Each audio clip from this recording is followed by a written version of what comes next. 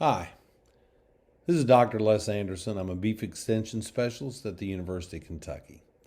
And you're getting ready to watch the third module in the Controlling the Calving Season learning videos done for the Beef Systems Analyzer at the University of Kentucky.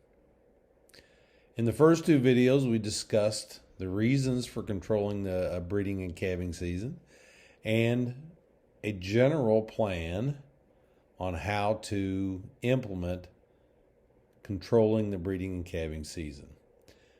What this module is going to do is we're going to dive down into the weeds a little bit further and get into a little bit more detail and use specific farm examples to help demonstrate and illustrate the many decisions and reasons behind those decisions that were made. So this video is all about implementing a plan. I have two examples. These examples all come from the UK IRM farm program, which again was started around 2015. We had a few farms in 2013 and 14, but these were mainly farms that we started on about 2015. Our goal was to identify farms that wanted some help with the reproductive management and overall general management of their farms. We would go onto the farms, evaluate their situation, develop a plan, and then help them implement that plan.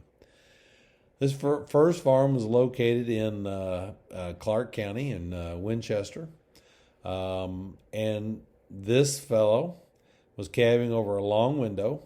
Had about a 308-day calving window on 25 cows. And what he wanted to do was he wanted to split this up into two different calving seasons, one in the spring and one in the fall.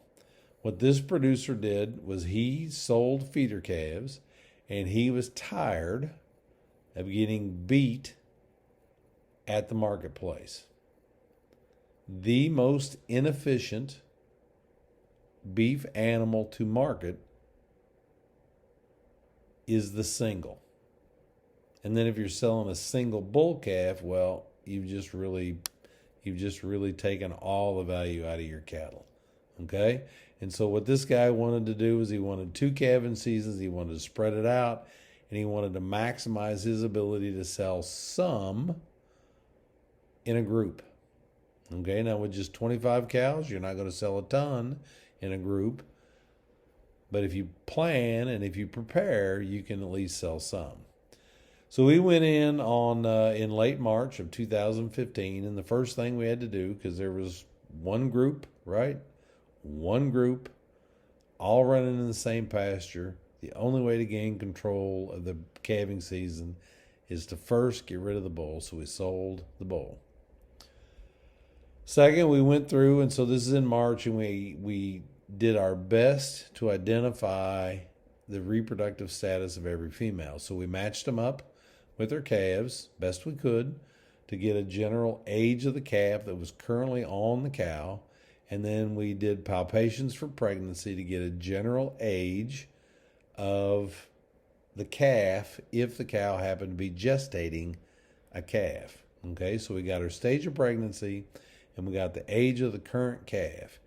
We also went through and evaluated every cow for age, body condition score, udder, etc., to start developing a list of cows that we could call as soon as we could.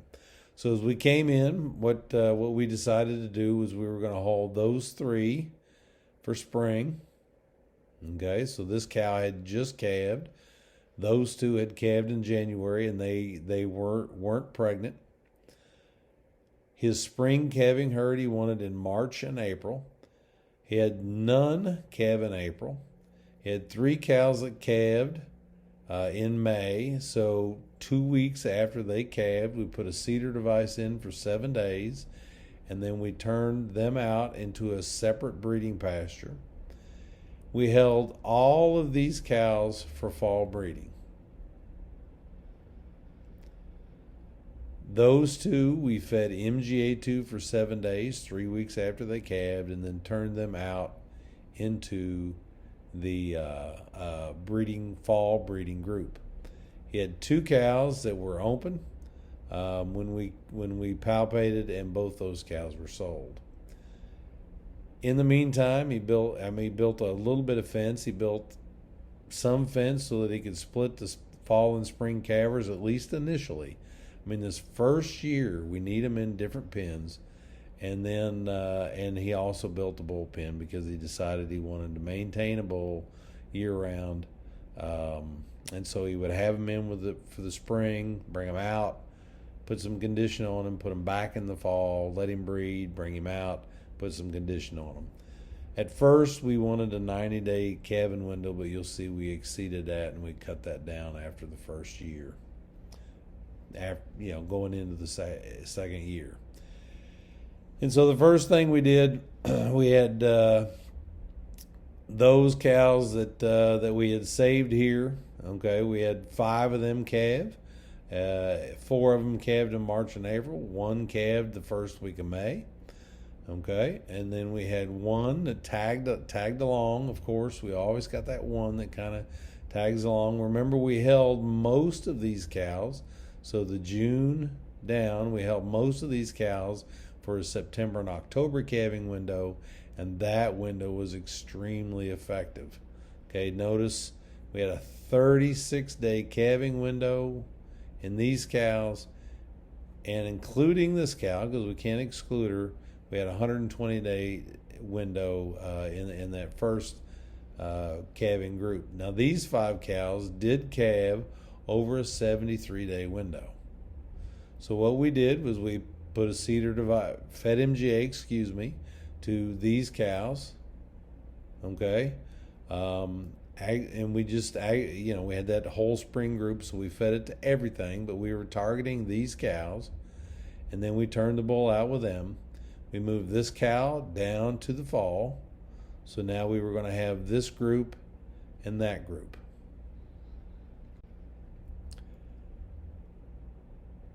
This was going really well, so this producer decided he was going to buy 12 bred cows. But 3 of the bred cows that he bought weren't actually pregnant. Okay? And so these numbers reflect those 3 open cows that were supposed to be bred that he purchased from the stockyards.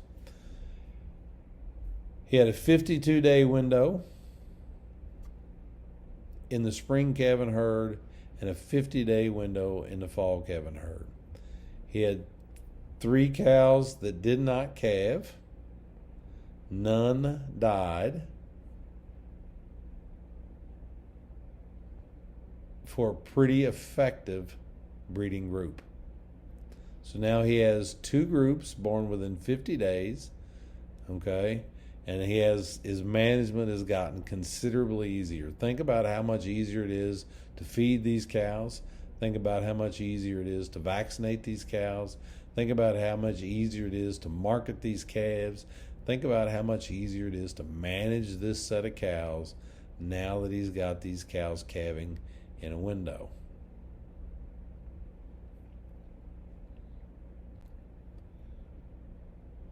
This data was from Greg Hallich and Kenny Burdine from several years ago. But what these are, everybody knows Kenny and Greg, 2 of our great livestock economists. They did an analysis of bluegrass CPH sales from 2005 to 2012. And what they found out was the difference between selling a single, which has the least amount of value of any animal you can market, and selling just 5 light calves, about $11 per 100. So the calf weight didn't increase, but the calf value increased because they bought more, paid more for calves that were grouped in a bigger group. Okay? So if you add 5 more calves, that difference gets up to 15. And then it gets up to 17, and then it kind of tails off. And so a lot of people with small herds say, hey, this stuff doesn't matter to me. I can't get a group together anyway. Well, it's not true. If you got 10 cows and you can get 9 calves, you get 5 steers and 4 heifers, 5 steers. Well, If you get them born within a 30 to 40 day window, which is possible, then you can get this added savings even, or added value, even with just 10 cows. With 20 cows, it's a no-brainer. Absolute no-brainer. Another example, this farm calved over a 342 day window because this farmer he worked off the farm. He put in tobacco and several different crops. He wanted to concentrate his calving in September and October. Out of his 17 cows, he had 16 calves born. 2 didn't calve. You say, well, 16 plus 2 does not equal 17. This cow calved twice in that calendar year. Okay, so he had 16 cows, but 17 of them were exposed. You know what I mean? So exposed to the bull twice, and the one cow calved twice in the same calendar year. I counted her both times. 3 calves died, so he ended up selling 13 calves out of those 17 cows. And this farmer looked at me when I walked onto his farm, and he said, "If you can't straighten out this mess, I'm selling all my cows." So just like the other thing, first thing we did was we pulled the bull and sold him.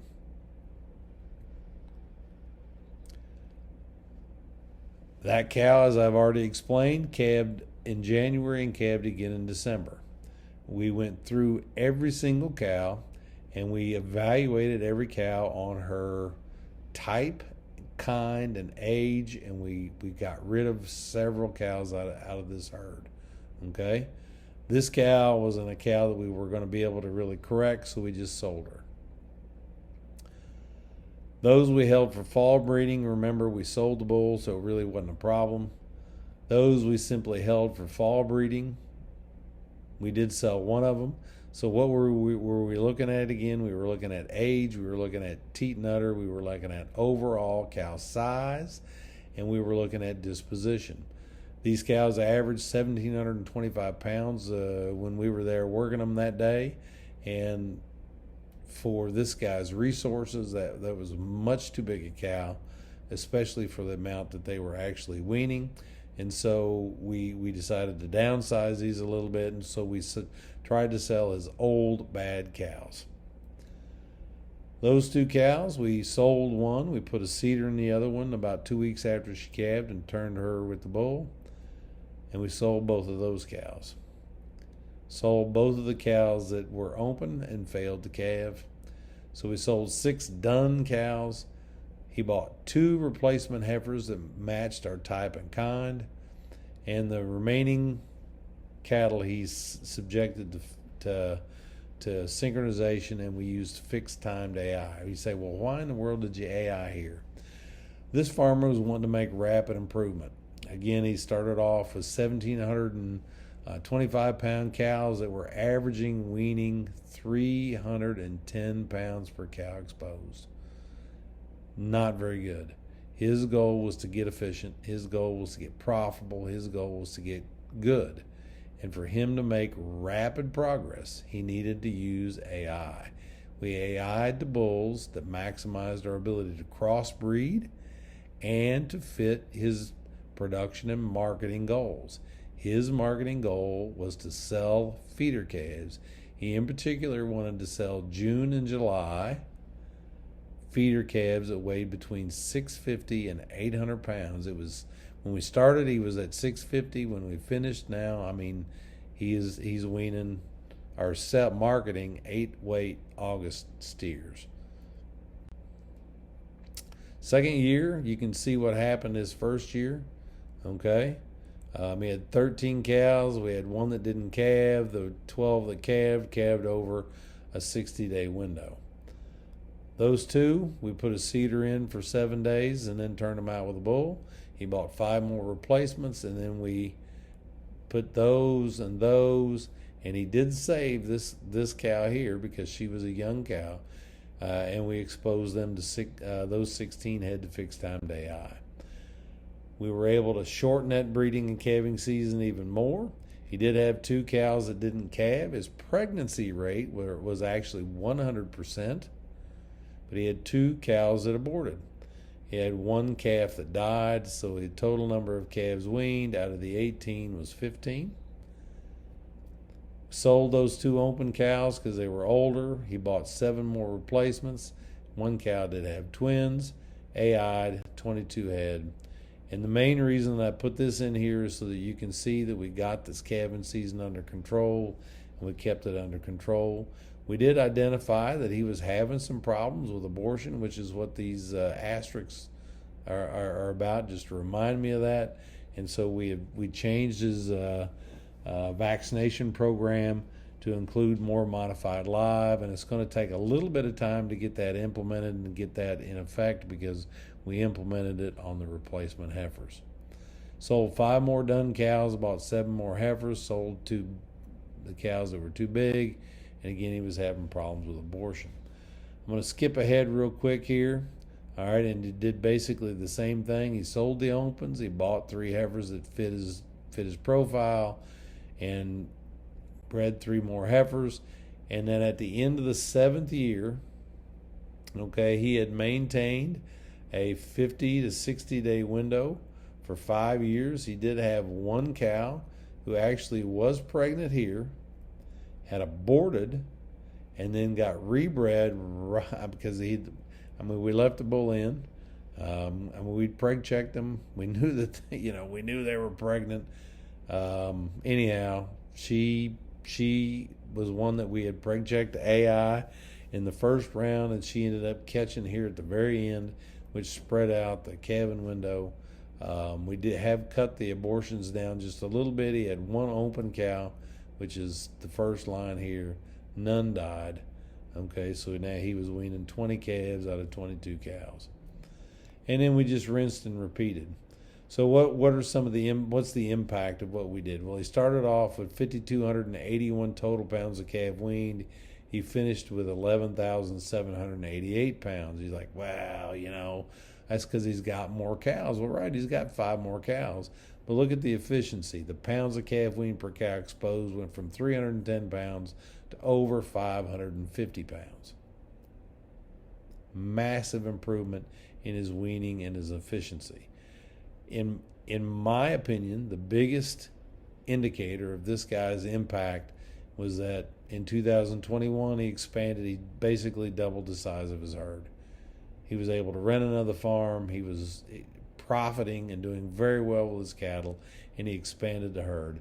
And to me, that is the key. Hopefully you found something in this session that will really help you. I kind of like, and people in the past have really preferred when I step through year by year the decisions that were made and the stuff that was done to help farms go from problem calving, long calving, to short-term calving.